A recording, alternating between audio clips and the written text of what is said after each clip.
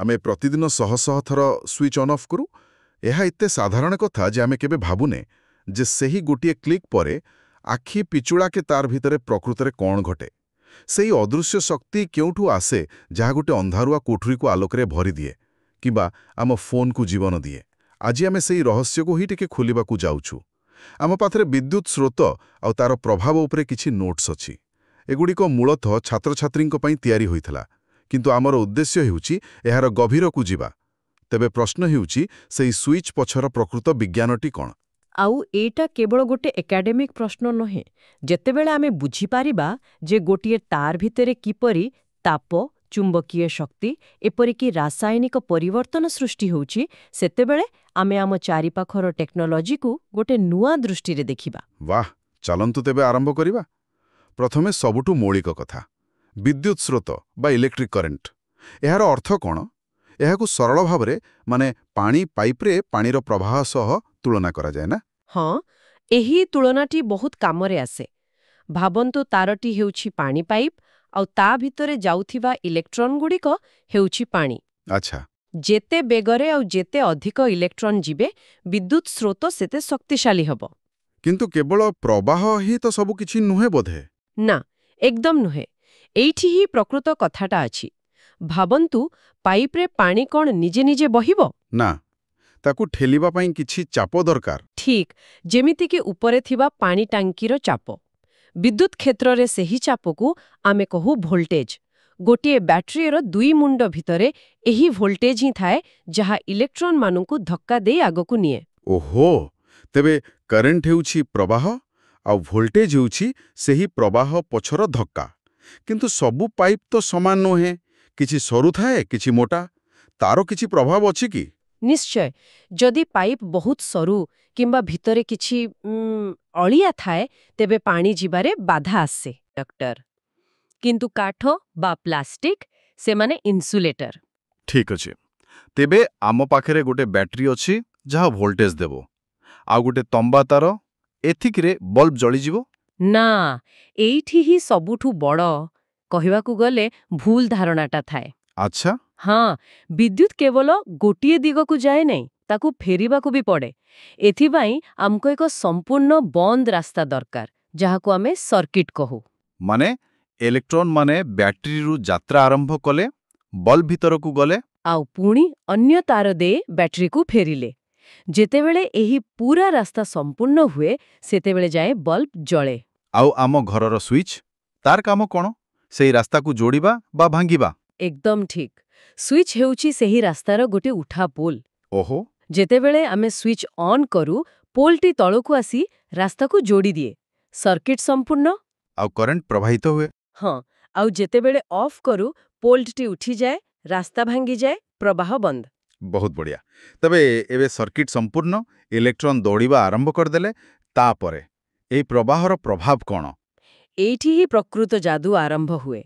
एही इलेक्ट्रॉनर प्रवाह मुख्यतः तीनोटी आश्चर्यजनक प्रभाव सृष्टि करे: ताप, चुंबकत्व एवं रासायनिक परिवर्तन।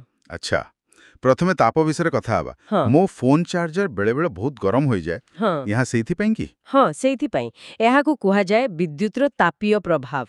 जेतेबेले कोटी कोटी इलेक्ट्रॉन गोटिए तार भितरे द्रुत गति रे जानती, सेमाने तारर परमाणु सहित धक्का खांती। एही घर्षण जोगु ताप सृष्टि हुए। ओहो, जेमती दुईटा हाथ को घसिले ताती लागे। एकदम। आउ एही ताप को आमे कामरे लगाऊ, जेमती के इलेक्ट्रिक आयरन किंबा हीटर। हाँ, सेथिरे आमे जानी शुणी एमिति तार व्यवहार करू जहार रेजिस्टेंस बहुत अधिक, जेमिति कि सेगुड़िक लाल होई ततला होई जिवे। किंतु सबुबेले तो ताप दरकार न थाए। ठीक कथा। आम कंप्यूटर प्रोसेसर भितरे एही ताप गोटे शत्रु। सेठारे इंजीनियर माने कूलिंग सिस्टम लगाई ए तापकू बाहर करंती। तेबे एही तापीय प्रभावर आउ किछि उपयोग अछि सुरक्षा दृष्टिरु? हाँ, एहार एक चमत्कार उपयोग होउची फ्यूज। फ्यूज होउची गोटे पतला तार। जदि कोनोसी कारणर सर्किट रे बहुत बेसी करेंट चली आसे, जहाकू ओभरलोड कुहंती। हाँ, ओवरलोड, तेबे फ्यूज तारटी प्रथमे निजे गरम होई तरली जाए। एहा एक प्रकार आत्मबलिदान दे सर्किट को भांगी दिए। जा फଳରେ हमर टीवी फ्रिज बंची जाए। एकदम ठीक। ତେବେ ବିଦ୍ୟୁତ୍ ତାପ ସୃଷ୍ଟି କରେ, କିନ୍ତୁ ଆହୁରି ଆଶ୍ଚର୍ଯ୍ୟର କଥା ହେଉଛି ଏହା ଏକ ଅଦୃଶ୍ୟ ଶକ୍ତି ମଧ୍ୟ ତିଆରି କରେ ଯାହା ଲୁହାକୁ ଟାଣିପାରେ। ଏହା କେମିତି ସମ୍ଭବ? ଏହା ହେଉଛି ବିଦ୍ୟୁତର ଚୁମ୍ବକୀୟ ପ୍ରଭାବ ଏବଂ ସତ କହିବାକୁ ଗଲେ ଏହା ବିଜ୍ଞାନର ଏକ ଚମତ୍କାର। ଯେତେବେଳେ ତାର ଭିତରେ ଇଲେକ୍ଟ୍ରନ୍ ପ୍ରବାହିତ ହୁଅନ୍ତି, ସେମାନେ ନିଜ ଚାରିପାଖେ ଏକ ଅଦୃଶ୍ୟ ଚୁମ୍ବକୀୟ କ୍ଷେତ୍ର ସୃଷ୍ଟି କରନ୍ତି। ମୁଁ ପିଲାଦିନ ଗୋଟେ ପ୍ରୋଜେକ୍ଟ କରିଥିଲି। ହଁ, ମୁଁ ବି ଗୋଟେ ଲୁହା କଣ୍ଟାରେ ତମ୍ବା ତାର ଗୋଡ଼ାଇ। ଆଉ ବ୍ୟାଟେରୀ ଲଗାଇଲେ ତା ପେପର କ୍ଲିପ୍ ଉଠାଇ ଦେଉଥିଲା। ହଁ, ସେଇଟାକୁ ଇଲେକ୍ଟ୍ରୋମ୍ୟାଗ୍ନେଟ୍ କୁହାଯାଏ। ଆଉ ସେଇ ଯାଦୁକୁ ଆମେ ଆଜି କେଉଁଠି ବ୍ୟବହାର କରୁଛୁ? ସବୁଠି। ଘରର କଲିଂ ବେଲ୍, ପଙ୍ଖା, ମିକ୍ସର ଗ୍ରାଇଣ୍ଡର। ମୋଟର ଭିତରେ। ହଁ, ଇଲେକ୍ଟ୍ରିକ୍ ମୋଟର ଭିତରେ। ଏପରିକି ବଡ଼ ବଡ଼ କ୍ରେନ୍ରେ ବ୍ୟବହାର ହୁଏ, ଯାହା ଅଳିଆ ଗଦାରୁ ଲୁହା ଗାଡ଼ିକୁ ଚୁମ୍ବକ ପରି ଉଠାଇ ନିଏ। ବାଃ! ଆଉ ସବୁଠୁ ଭଲ କଥା ହେଲା, ଏହା ଏକ ଅସ୍ଥାୟୀ ଚୁମ୍ବକ। ସୁଇଚ୍ ଅନ୍ ତ ଶକ୍ତିଶାଳୀ ଚୁମ୍ବକ, ସୁଇଚ୍ ଅଫ୍ ତ ସାଧାରଣ ଲୁହା। ତାପ ଆଉ ଚୁମ୍ବକତ୍ୱ। ଏହା ପରେ ତୃତୀୟ ପ୍ରଭାବଟି ଆପଣ କହୁଥିଲେ ଏହା ରାସାୟନିକ ପରିବର୍ତ୍ତନ କରେ। ଏହାର ଅର୍ଥ କ'ଣ? କ'ଣ ବିଦ୍ୟୁତ୍ ଗୋଟିଏ ଜିନିଷକୁ ଆଉ ଗୋଟିଏ ଜିନିଷରେ ବଦଳାଇ ଦେଇପାରେ? ହଁ, କିଛି ପରିସ୍ଥିତିରେ ତାହା ହିଁ ହୁଏ।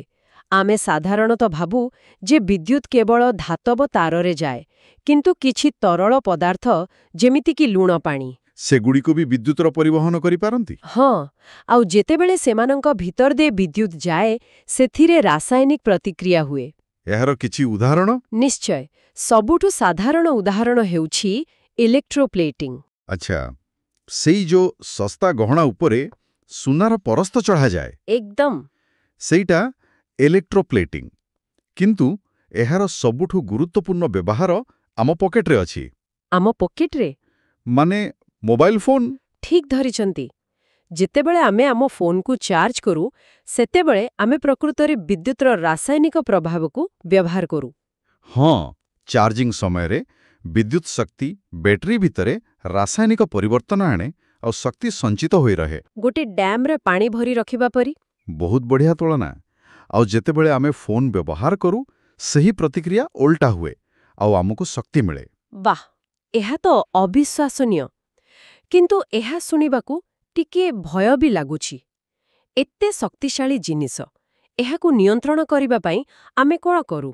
ଫ୍ୟୁଜ୍ ବିଷୟରେ ତ କଥା ହେଲେ, କିନ୍ତୁ ଆଜିକାଲି ଘରେ ତ ଫ୍ୟୁଜ୍ ଦେଖାଯାଉନି। ଠିକ୍ କଥା।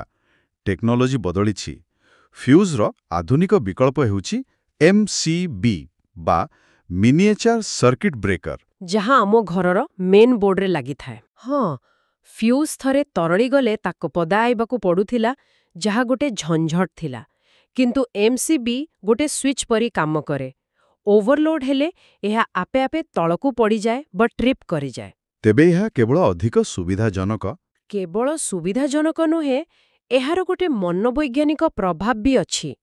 MCB ଟ୍ରିପ୍ ହେଲେ ଆମେ ବୁଝିପାରୁ ଯେ ଆମେ ଏକା ସାଙ୍ଗରେ ବୋଧେ ବେଶୀ ଜିନିଷ ଚଲାଇ ଦେଇଛୁ। ଆଚ୍ଛା। ଆମେ କାରଣଟାକୁ ଠିକ୍ କରି ସୁଇଚ୍କୁ ପୁଣି ଉପରକୁ ଉଠାଇ ଦିଉ। ଏହା ଟେକ୍ନୋଲୋଜିକୁ ଅଧିକ କ୍ଷମାଶୀଳ କରିଛି। ଏହା ଛଡ଼ା କିଛି ସାଧାରଣ ସତର୍କତା ଯାହା ମନେ ରଖିବା ଉଚିତ? ହଁ, କିଛି ସାଧାରଣ ଜ୍ଞାନର କଥା ଯାହା ଆମେ ବେଳେବେଳେ ଭୁଲି ଯାଇଥାଉ। ଓଦା ହାତରେ କେବେ ବି କୌଣସି ସୁଇଚ୍ ଛୁଅନ୍ତୁ ନାହିଁ। କାରଣ ପାଣି ବିଦ୍ୟୁତର ସୁପରିବାହୀ। ହଁ, ଆଉ ଛିଣ୍ଡି ଯାଇଥିବା ତାରକୁ କେବେ ବି ବ୍ୟବହାର କରନ୍ତୁ ନାହିଁ। ମନେ ରଖନ୍ତୁ, ବିଦ୍ୟୁତ୍ ଆମର ବନ୍ଧୁ, କିନ୍ତୁ ଯଦି ଏହାକୁ ସମ୍ମାନ ନ ଦିଆଯାଏ, ତେବେ ଏହା ବହୁତ ବିପଜ୍ଜନକ ହୋଇପାରେ। ତେବେ ଆଜିର ଆଲୋଚନାରୁ ଆମେ ବୁଝିଲେ ଯେ ବିଦ୍ୟୁତ୍ ସ୍ରୋତ କେବଳ ଇଲେକ୍ଟ୍ରନର ପ୍ରବାହ ନୁହେଁ, ଏହା ପଛରେ ଭୋଲ୍ଟେଜର ଚାପ ଏବଂ ରେଜିଷ୍ଟାନ୍ସର ବାଧା, ଏସବୁର ଗୋଟେ ପୁରା ଖେଳ ଅଛି। ଆଉ ଏହି ସରଳ ପ୍ରବାହ ଆମ ଦୁନିଆକୁ ଚଳାଉଥିବା ତିନିଟି ମୁଖ୍ୟ ଶକ୍ତି ସୃଷ୍ଟି କରେ: ତାପ, ଚୁମ୍ବକତ୍ୱ ଏବଂ ରାସାୟନିକ ପରିବର୍ତ୍ତନ। ତେବେ ଏସବୁର ଅର୍ଥ କ'ଣ?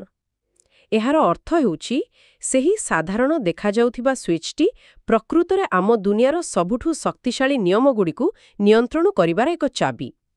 ଏହି ମୌଳିକ କଥାକୁ ବୁଝିବା ଦ୍ୱାରା ଆମେ କେବଳ ଟେକ୍ନୋଲୋଜିକୁ ଭଲ ଭାବେ ବ୍ୟବହାର କରିପାରିବା ନାହିଁ, ବରଂ ତା ପଛରେ ଥିବା ଚମତ୍କାରିତାର ପ୍ରଶଂସା ମଧ୍ୟ କରିପାରିବା। ଏବେ ସମସ୍ତଙ୍କ ପାଇଁ ଶେଷରେ ଗୋଟିଏ ଚିନ୍ତନୀୟ ପ୍ରଶ୍ନ ଛାଡ଼ିଯାଉଛି। ଆମେ ବିଦ୍ୟୁତର ତିନୋଟି ଅଲଗା ଅଲଗା ପ୍ରଭାବ ବିଷୟରେ ଜାଣିଲେ। ଏବେ ଭାବି ଦେଖନ୍ତୁ, ଆପଣ ପ୍ରତିଦିନ ବ୍ୟବହାର କରୁଥିବା ଗୋଟିଏ ଉପକରଣ, ଯେମିତିକି ସ୍ମାର୍ଟଫୋନ୍, ଯେତେବେଳେ ଚାଲୁଥାଏ ଏବଂ ଚାର୍ଜ ହେଉଥାଏ ସେତେବେଳେ ଏହି ତିନୋଟି ଯାକ ପ୍ରଭାବ ତାପୀୟ, ଚୁମ୍ବକୀୟ ଏବଂ ରାସାୟନିକ କେଉଁଠି ଏବଂ କିପରି ଏକା ସାଙ୍ଗରେ କାମ କରୁଛନ୍ତି। କିଏ କାହାକୁ ସାହାଯ୍ୟ କରୁଛି ଆଉ କିଏ କାହା ପାଇଁ ସମସ୍ୟା ସୃଷ୍ଟି କରୁଛି। ଏହାର ଉତ୍ତର ଆପଣଙ୍କ ହାତ ପାଆନ୍ତାରେ ହିଁ ଅଛି।